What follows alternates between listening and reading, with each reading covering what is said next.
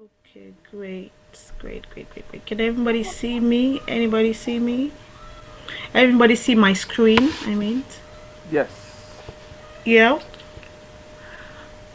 Okay, so today I'm going to do a little bit of history, and I'm also going to touch a little bit about the concept and the word called drama.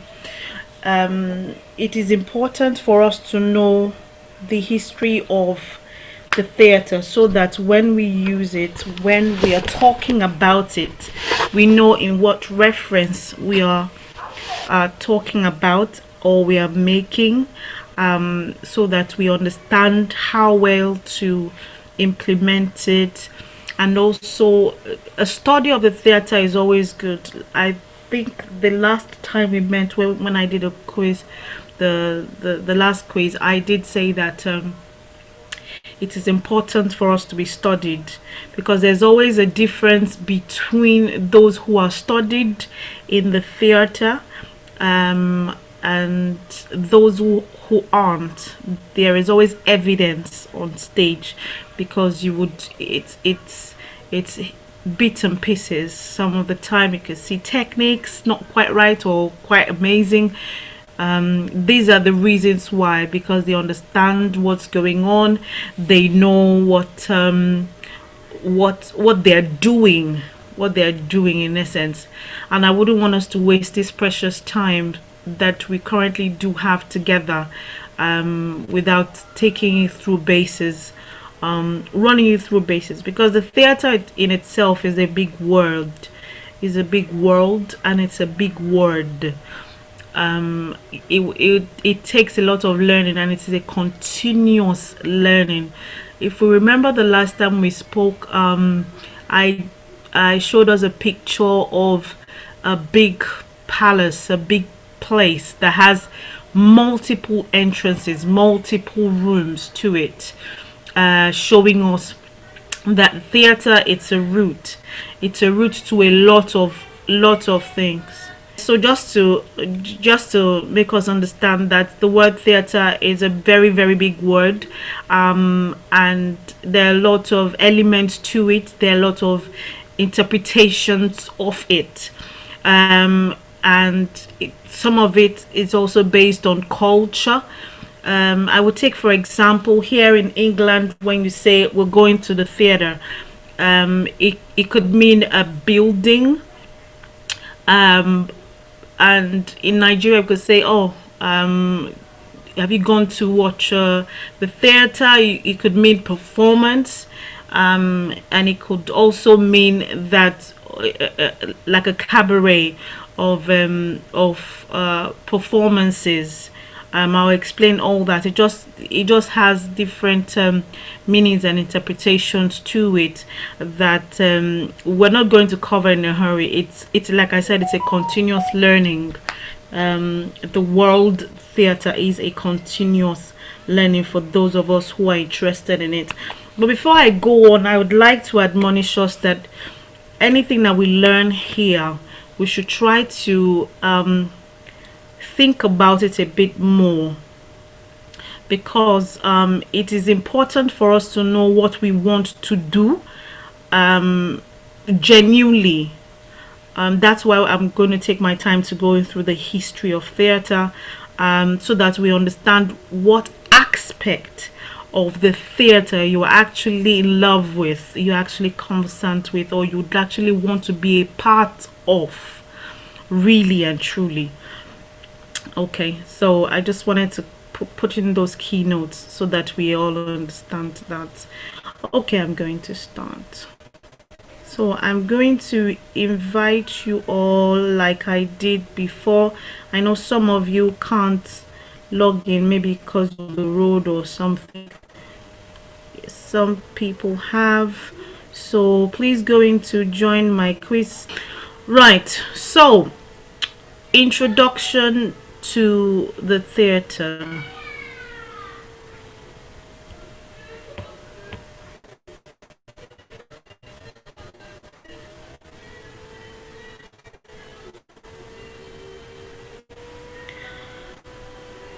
the history of the theatre began in the Greek era.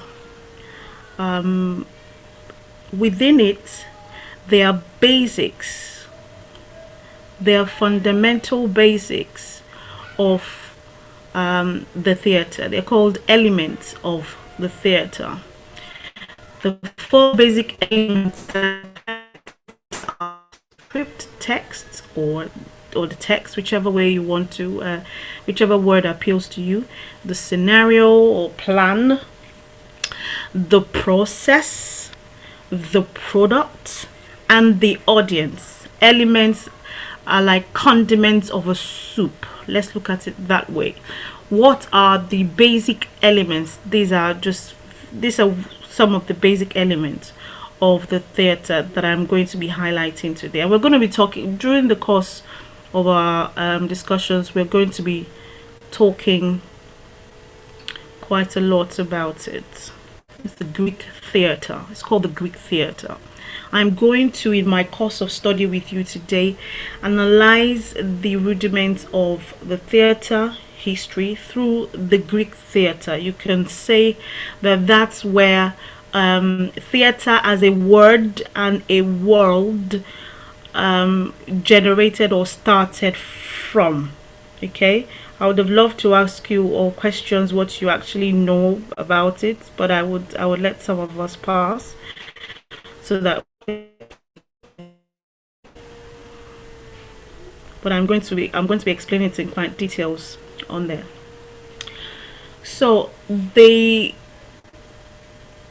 in the beginning of my conversations, I said that the word theatre can be seen as a culture, which means that it is something that people used to do, and this culture in our world called theatre flourished between 550 to 220 BC. Within those times, there were three dramatic genres that emerged, that was birthed, that was produced. Three dramatic genres was produced or emerged. Tragedy was produced or emerged from the late 6th century BC. Comedy was emerged from 486 BC. The satire play, which are the three dramatic genres, was done around that time as well. And then we also have something called the Western theatre. That itself originated in Athens, in Bank, Athens. I'm going to show us a video so that we would understand it a bit better. Within these times, the first actor, because within those times you had lots of people who did prose and poets. I will show us pictures along the way so we can have a look and we can understand a bit better. There were lots of people that performed, but the originator of where we could call ourselves thespians started from a person called Thespis. He was the first recorded playwright. He was the winner of the first theatrical festival in Athens. Remember when I talked about Western theatre originating from Athens? From the word Thespis became the word thespian, where actors today are called thespians. So when you go within the among people who are theater aficionados, and they say, oh, hello fellow thespians, we need to understand why they are calling us that, because it's a common word for actors that emerged from the Western theater in Athens. Okay, so let me recap. Thespis was the first actor, and he was the first recorded. There were lots of playwrights, but he was the first recorded playwright, and from his name, from his performances, began the root of the word thespians, where today we as actors and actresses, if you'd like to call us, are called thespians. Right.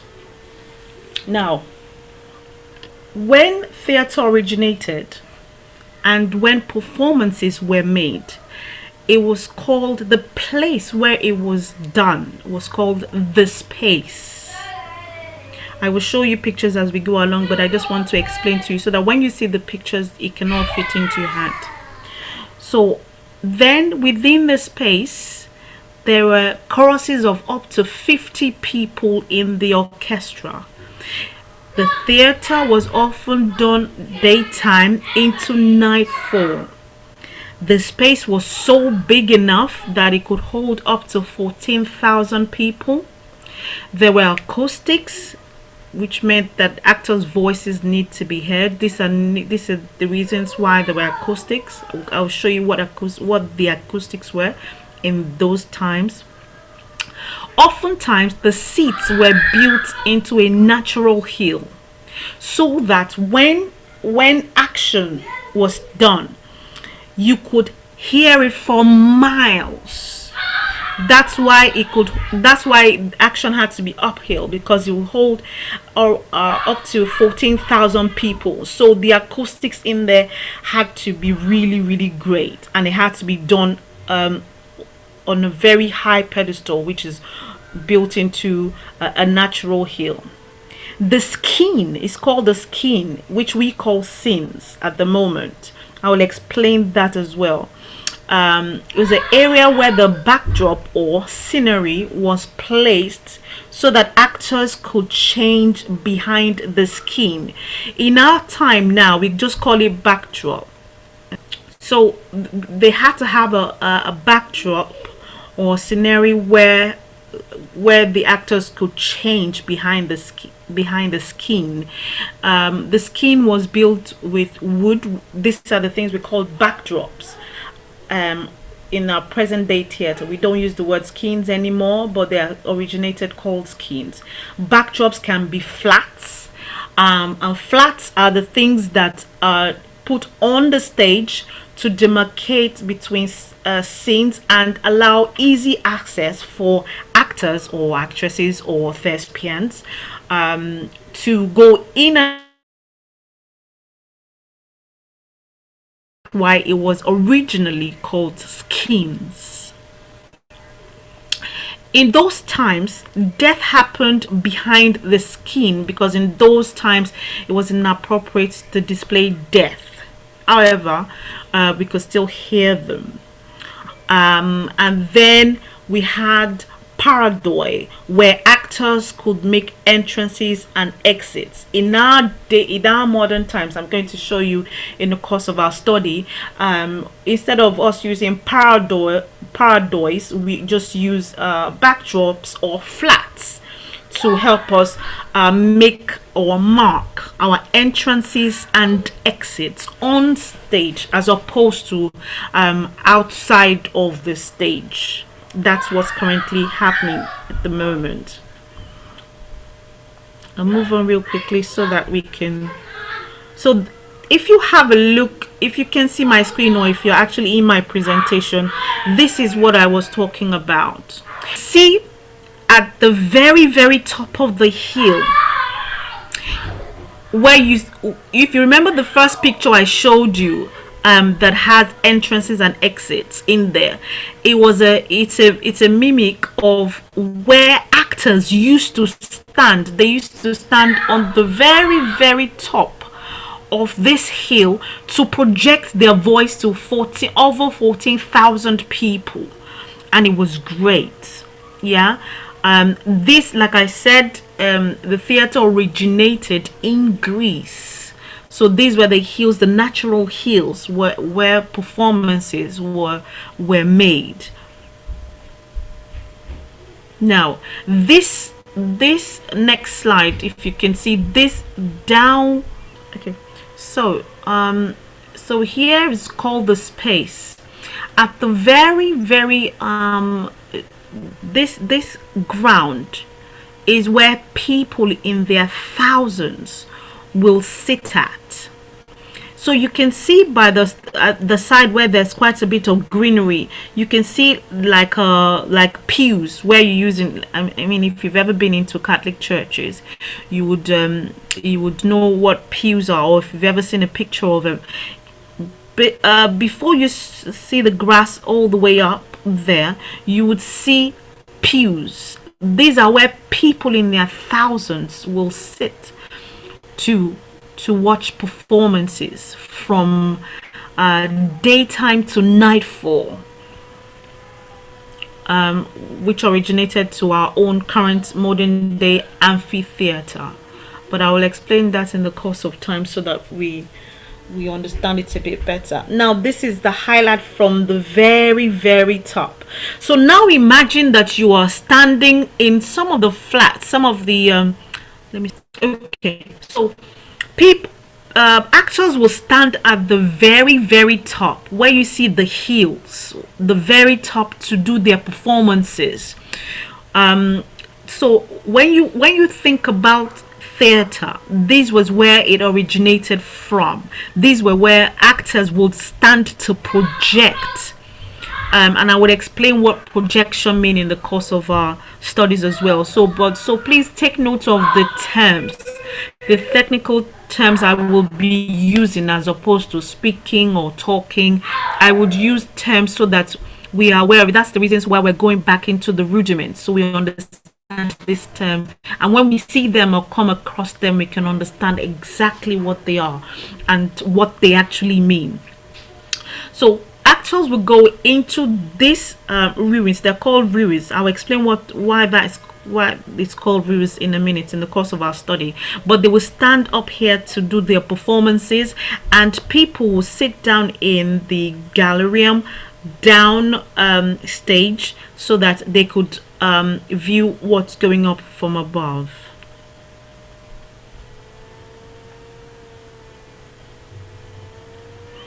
At first, there were no actors. Remember I said that at the beginning? At first, there were no actors. There were only poets. By the end, actors were being chosen by the states because the success of the play depended on the success of the actors, which meant that, I don't know if you know the saying that Greece is where love abides. And in Greece is where you find more poets than anyone. They were versed in writing. That's why we have the first known recorded playwright called Thespis in within the Thespian world. So there were no actors at the beginning. There were only poets, people who wrote free verses, proses, but by the end there were actors being emerged, and the success of the actual play or play production depending on it. So the chorus. Now within performances, it's always known that when an action was taking place, was going on, there were always people at the sides called the chorus, up to the point when Sophocles, I'm going to explain who Sophocles is. Sophocles is one of the great theater gods. They are one of the ones who originated or coined the theater. I'm going to explain who they are in a bit. When Sophocles imported his innovations in drama, the chorus usually had 12 members. Sophocles added 3 more. Then the 15 members of the chorus were entering the orchestra in rows. Usually they face, which is they face towards the audience, 3, and then there's depth, 5, which meant that altogether they form something called an old dithyramb. A dithyramb is a combination or a collection where choruses are let me use, are there any non-Yoruba people? Let me see. Nope, we all Yorubas. Okay. For better word called alagbe. Choruses were the alagbe's of their time. This is how best I can explain at the moment, but we will all understand in due course. So the chorus would enter from the two parodoi. Remember when I talked about parodoi, which meant that his appearance was depending on the play. Okay, so the choruses was considered to be the mouthpiece of the society. In its humble form, they were the epics or the epics of morality, and they were suffering along with the heroes. So the alagbes are the echoes of the action on stage. That is, those are the nuances of who the choruses were. They were the alagbes. They were the mouthpieces of whatever the action on stage was. Some of the things and some of the props that were used during those times were called masks. Masks were often used to over exaggerate the facial expressions because some audience members were so far away. What was the need for the mask? It was sort of a disguise, and also to distinguish sex, age, social status. If you've ever been to a ballroom, you would know that mask, when you wear masks to some very high quality ballrooms, they always use mask for some sort of disguise. All these things originated from the theater itself. It's also to prove a point, a social status, and within drama itself, masks were used to reveal change in character and characterization of the drama piece. These are some of the masks that you would see. Okay.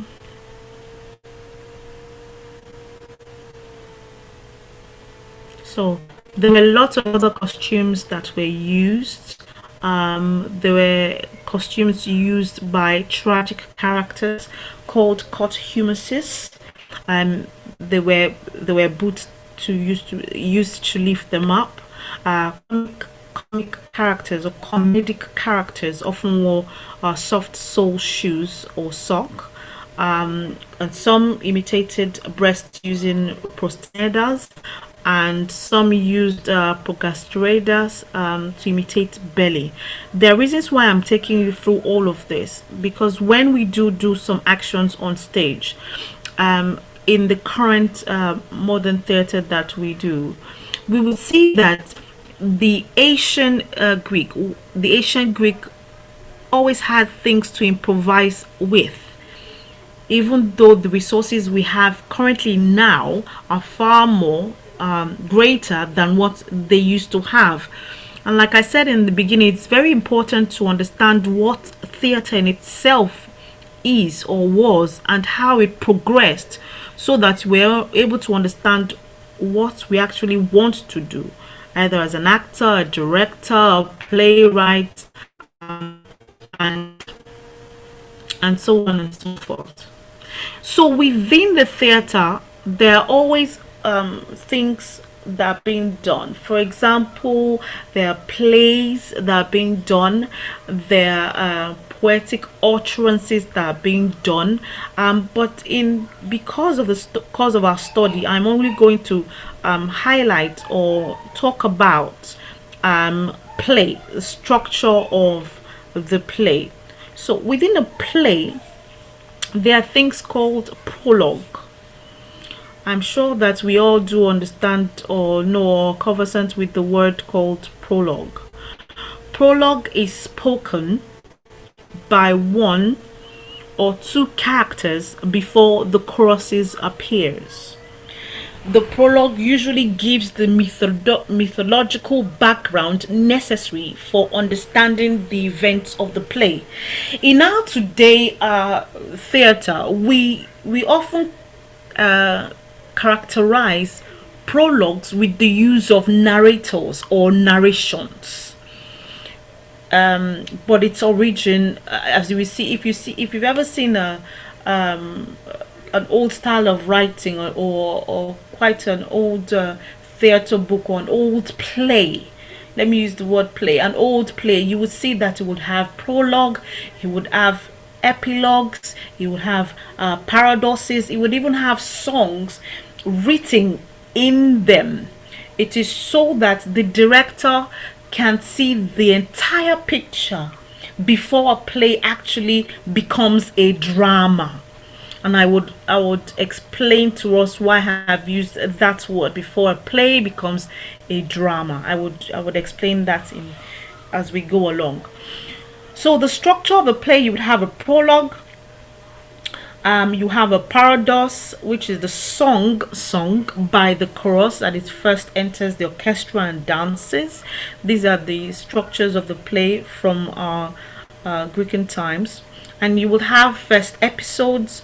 This is the first of many episodes, when the characters and the choruses talk, when they dialogue, when they converse. This is one of the things you will see, which is the first episode.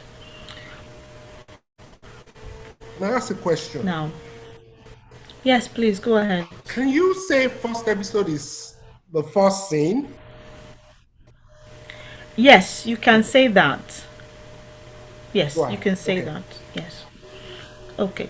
So if you're looking at this picture now, this is a much clearer picture, much clearer version of the one I had before.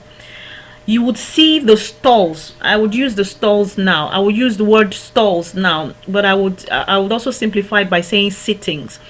By the side of the wall, you will see lines. These are where people will sit and gather.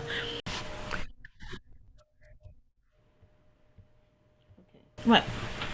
Let me see if I can continue to share my screen so you can see that. Bear with me 1 second. Let's just share the screen. Okay, my screen is being shared. Right. So that's so the black down thing you see here, in those terms were their prosceniums. Remember when I was talking about their prosceniums, which help with their exits and the entrances. In our days, we use flats so that it will help with our entrances and exits, and our exits as well.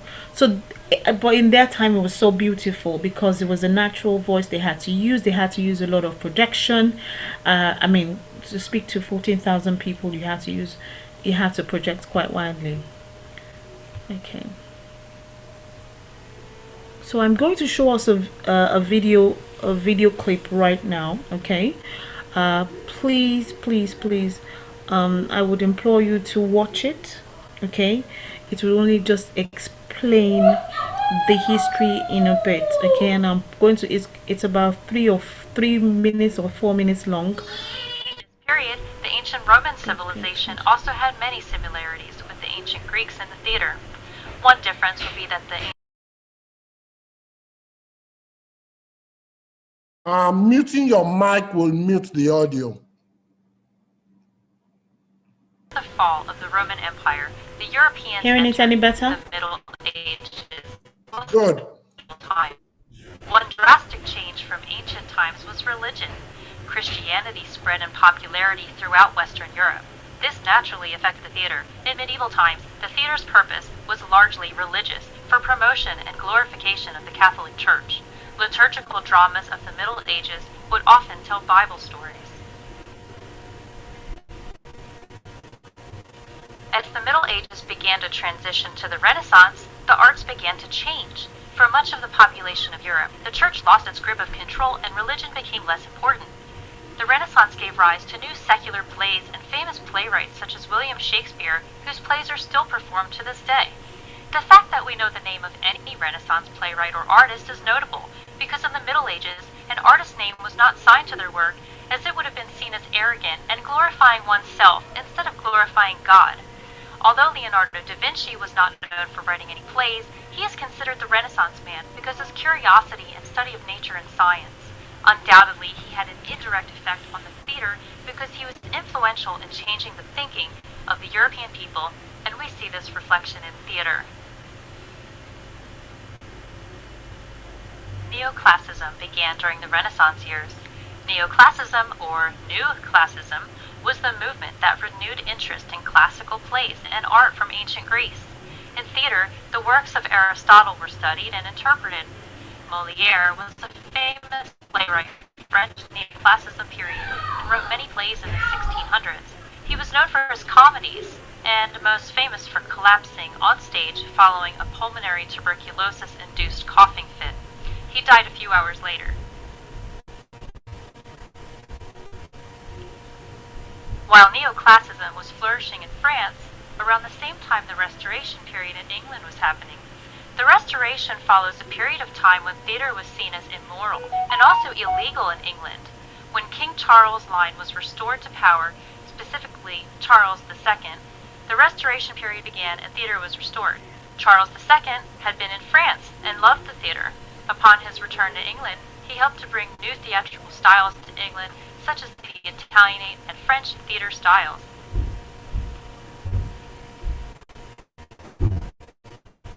As the Renaissance transitioned to the Industrial Revolution, the working conditions of the common people became worse.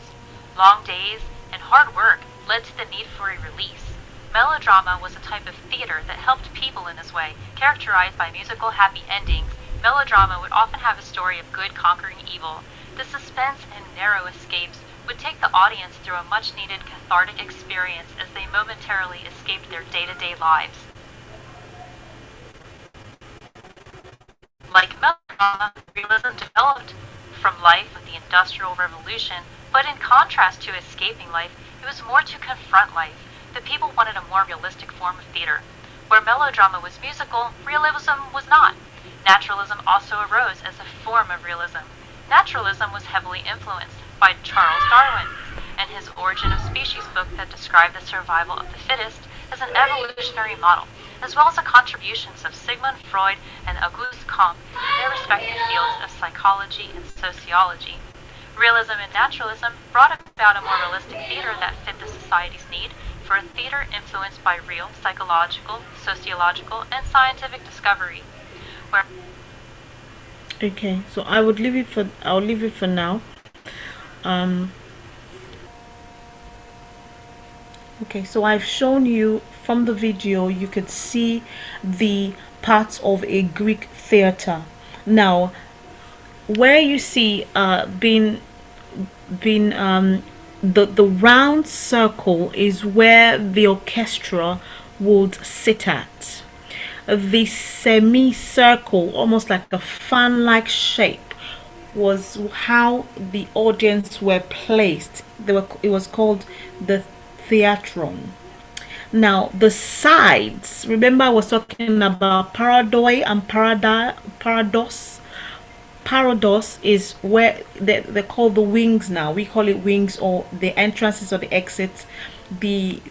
The opening spaces is not what is called parados. It's what's demarcating them that's called parados. But what they are used for is to demarcate entrances and or exits. Now then you have the scene, which is in our terms nowadays called the scene or the stage or the settings, whichever word you want to use. And then you have down there called the paraskania. This is where the other orchestras will sit. In our times now, I don't know if you've been to any Nigerian theater of, for example, probably University of Ibadan. Within the theater or within the theater hall itself, there is, in front of the theater, you see a place that is dug in. It's called the pit. Now this is where you have instrumentalists sitting to play or accompany a play production or performances going on. So either the instrumentalists or the choruses. Remember I was talking about choruses in Yoruba time called the alagbe's. These are where they will sit. it is very important for us to know our positions within the theater, so that when we walk into a theater, as a director, you can position your actors, your pawns, anywhere within the confines of the theater. As an actress, you'll be able to know, where do I need to project the most? Where is the highest part? What is the highest level within the hall that would allow me, that would require of me to open up a bit more when speaking, when projecting. That's why I'm going through the pains of explaining or showing us again and again the theater, its levels, what it means, and see how we can best use it. And we would try to cover that as much as we can in our journey through theater. So I'm only going through the fundamentals and the rudimentals. This is just a clear picture of how the round will be. This is the space where the orchestra will be at, not where the audiences will sit. Remember, we're talking about over 14,000 people. And this evolved into what we called an open theater. If you've ever been to one open theater, this is just a perfect scene of how people will stand around. You see where those people are standing. This is where people will stand around, and all the performance will be in the round, which in some cases are called theater in the round. When you hear of such words, it should click a light into you. It should bring memory. It should bring a picture into your mind. This is what they mean. So that's why we're trying to go through the rudiments of it. And I've shown you this picture before from the side view so that you have a look. Okay, so I know we've taken a break, but please, let's take a 5 minutes break. We're just going to continue.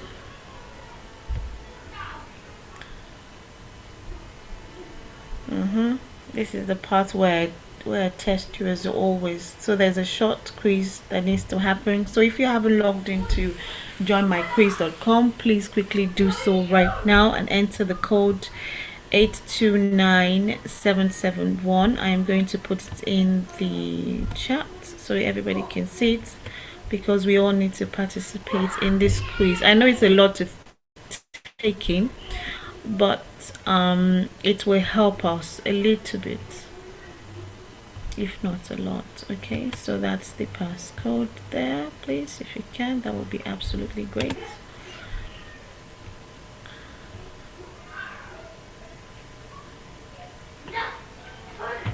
Okay, that's the end of our that's the end of our quiz. We did very, very well. It means that we understood a little bit, or understood almost everything we're talking about. Okay, so for the next remaining 30 minutes or so, I'm going to highlight on the actual topic that will help us a bit more, called drama. Drama, like I said, and I've been showing the pictures concurrently so that you understand and associate it with what the word theater is. Drama is just an aspect of the theater. Okay, now what is drama? Drama is a composition in a prose form. So we have poetry and we have prose. Prose can also be called written or spoken word. They are free verses, and they can be either composed, where you have your script, or verbose, where you have improvisations. I'm going to use those words quite loosely. Okay, so composition in prose form that presents a story entirely told in a dialogue and action. Two things: dialogue and action, and written with the intention of its eventual performance before an audience. The difference between a play and a drama is that A play is written down, full stop. A drama goes beyond that. So a play has dialogue, it has actions within its content and context. It's written down also. But a play ends in there. It is not called a drama until it is actually or eventually performed before an audience. So it's the bringing to life.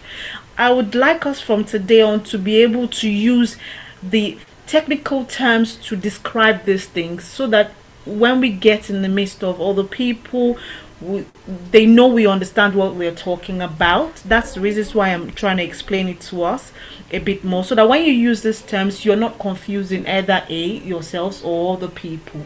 Okay, so remember that both literature and theater can be classified as drama. Okay, there are classifications of it, but drama in itself has an eventuality which is called performance before an audience. The literature text of it is called a play because it is written either in a scroll, which is, back in the day where they write on a scroll, or in a book or ebooks. There's so many forms of it now, it's unbelievable. Now, there are several types of drama, but today we will focus on two types.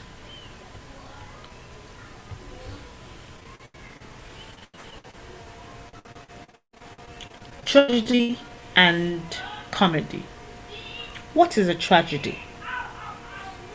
A tragedy is a type of drama where characters experience misfortune.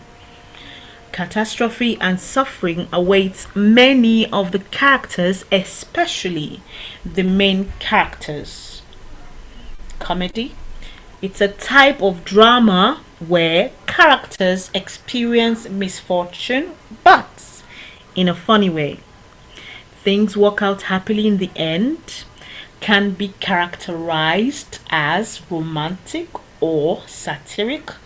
Don't forget that comedy is not, when you say somebody is a comedian, it is not a type of drama, it is a characterization, it is a built-on effect from the type of drama called comedy.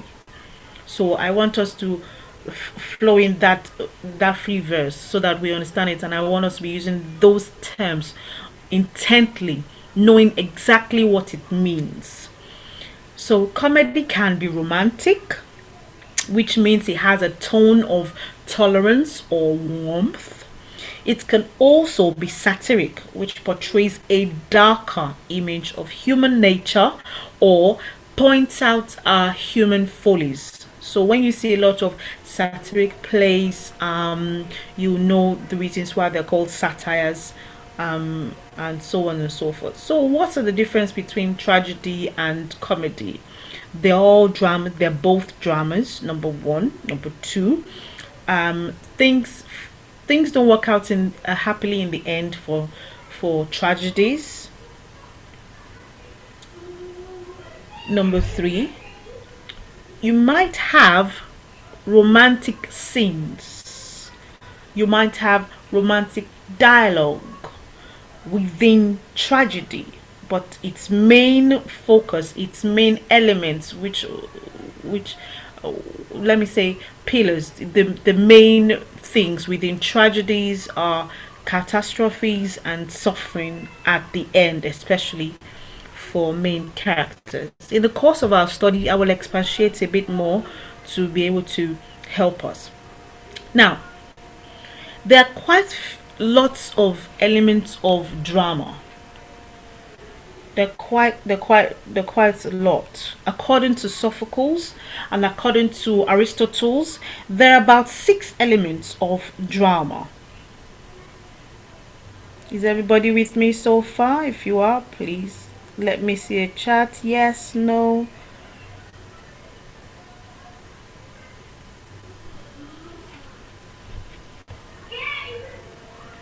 People's hands up. Yes. Can everybody hear me so far? Give me a chat. Yes.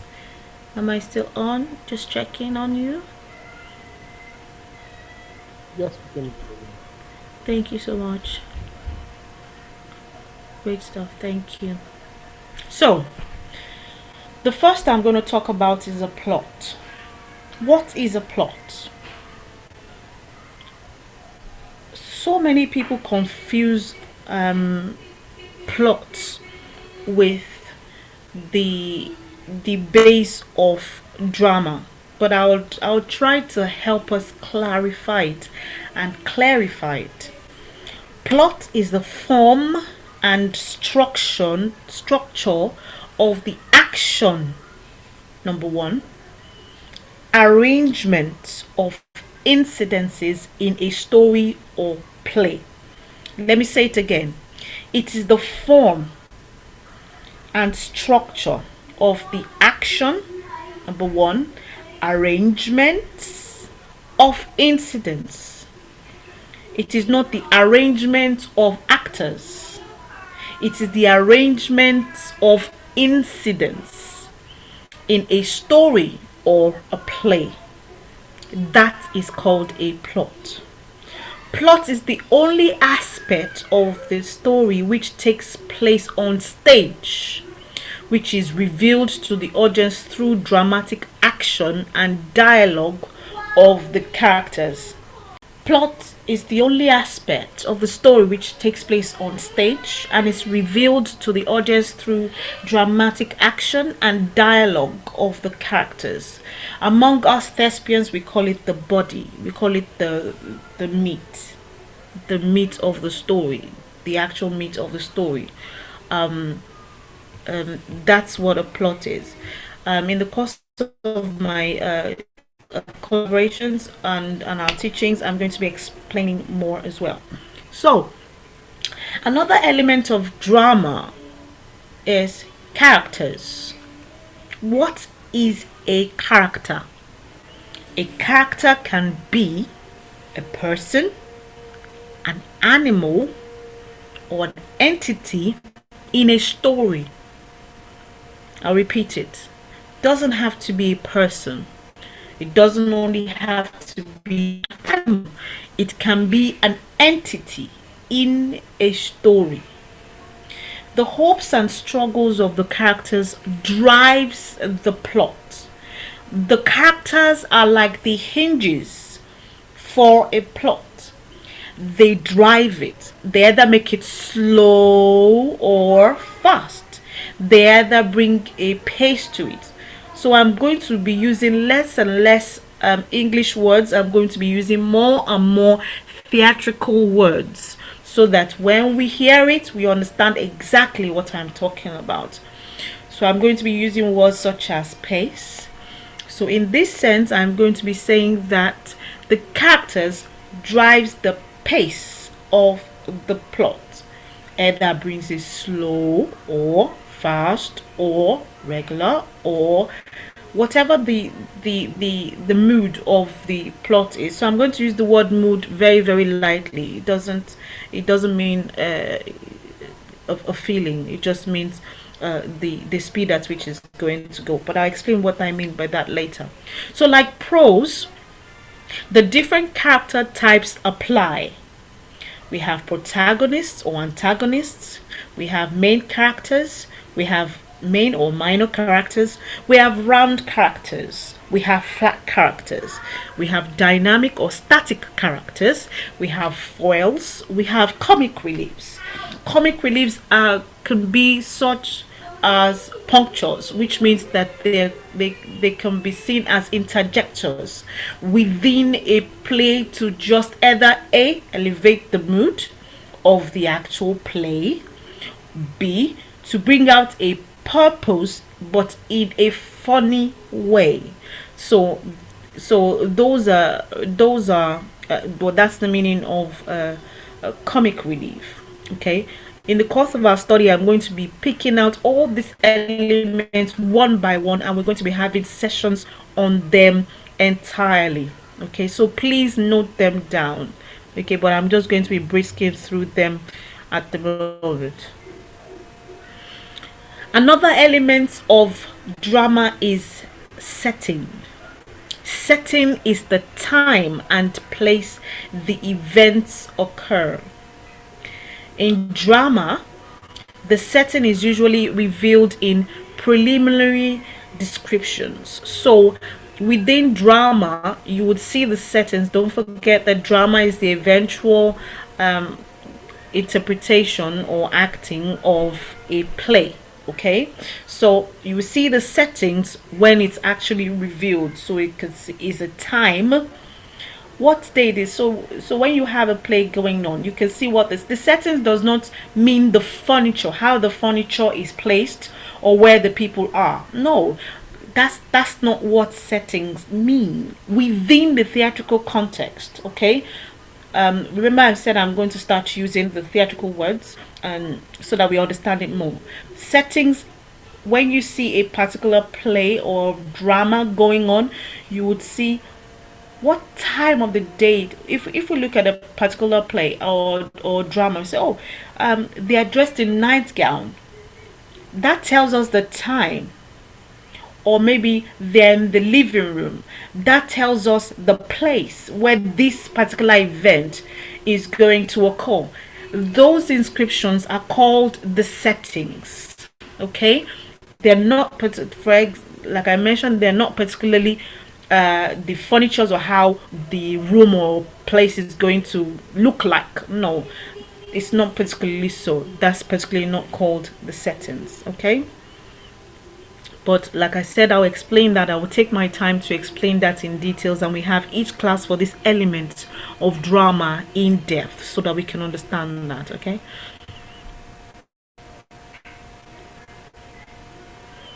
now another element of drama is called theme. The theme is the statement of life the story or play, in a sense, is trying to make. What is this play trying to make? You've read a play. What is it trying to say? What is the equals to? What is it? What is the statement of life the story or play is trying to make? That is called a theme. Now, we also have ironies. Drama has two types of irony. Irony one, I can say, it's the expression of one's meaning by using language that normally signifies the opposite, typically for humorous or emphatic effects. Then we have another thing called dramatic irony, which is very different from irony. It's a literary technique. The origination is used within the Greek tragedy. It was originally used in the Greek tragedy, by which the full significance of a character's words or actions are clear, so that the audience or reader, although unknown to the character. Okay, so it's a technique within a play or a story or drama that shows the significance of the character's words, its actions. It makes it clear to the audience.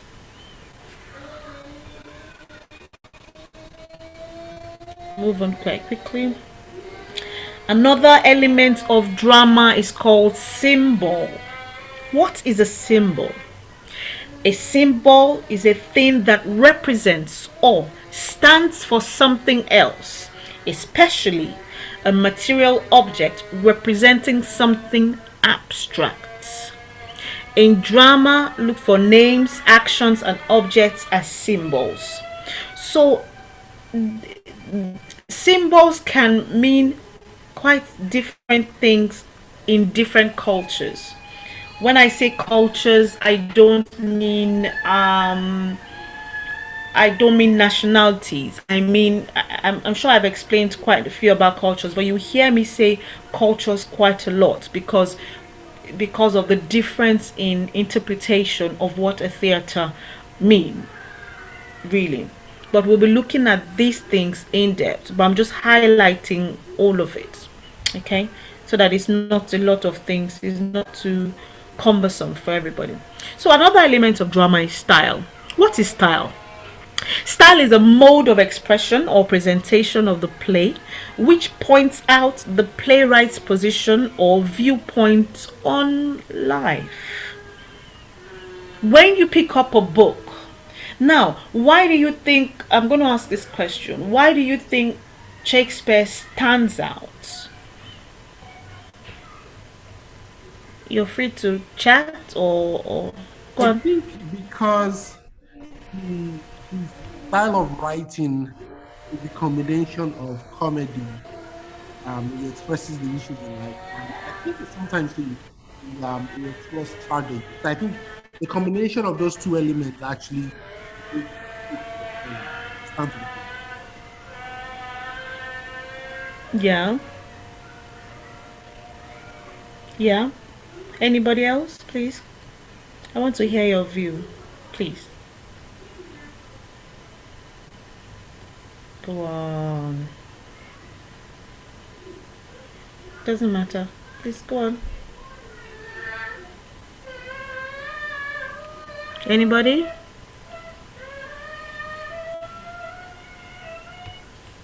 Am I still on?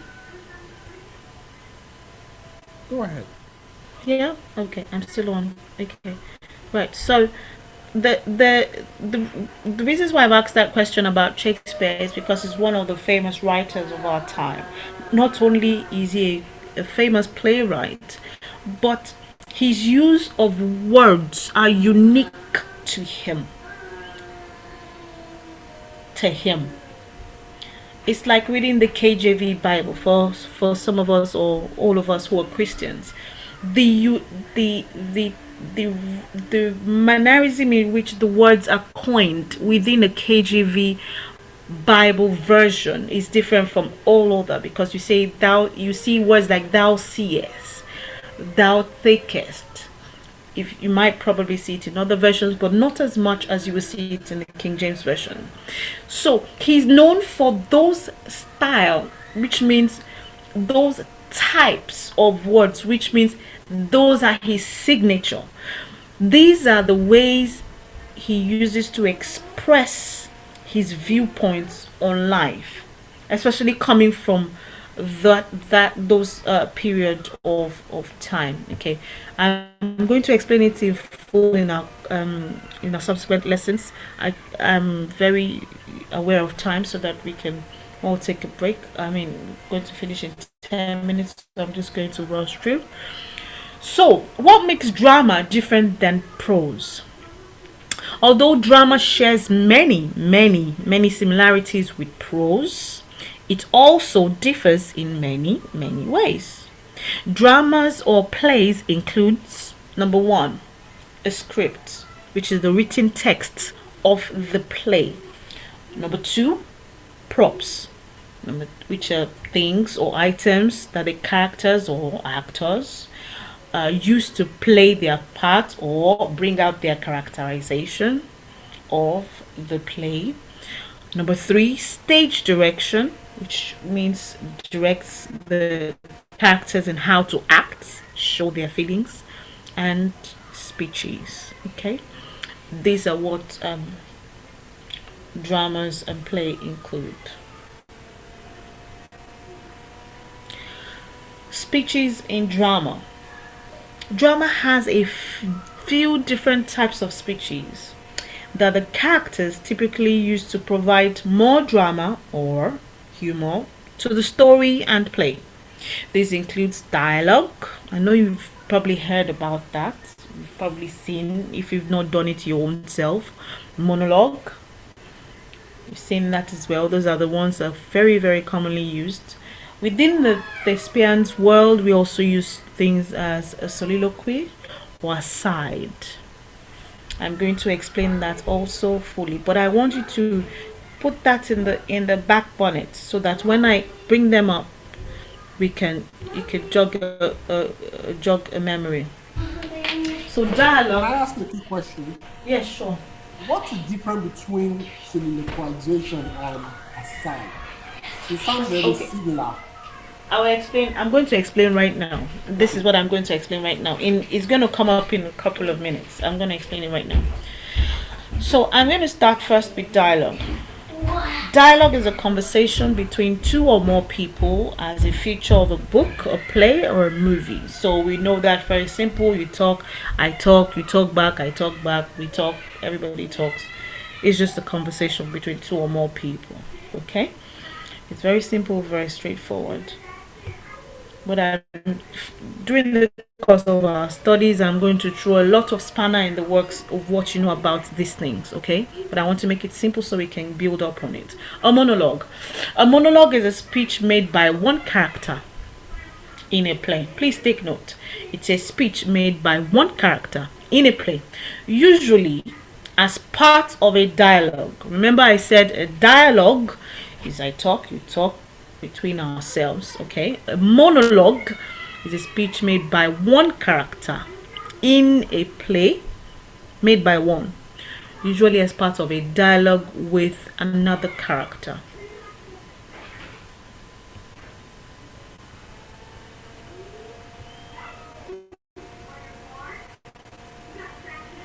A soliloquy, it's a long speech expressing a character's thoughts, but this character is always alone on stage. A monologue is a speech by one character, usually part of a dialogue that I have just explained.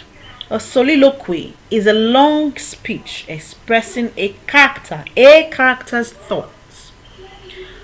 A character is always alone on stage.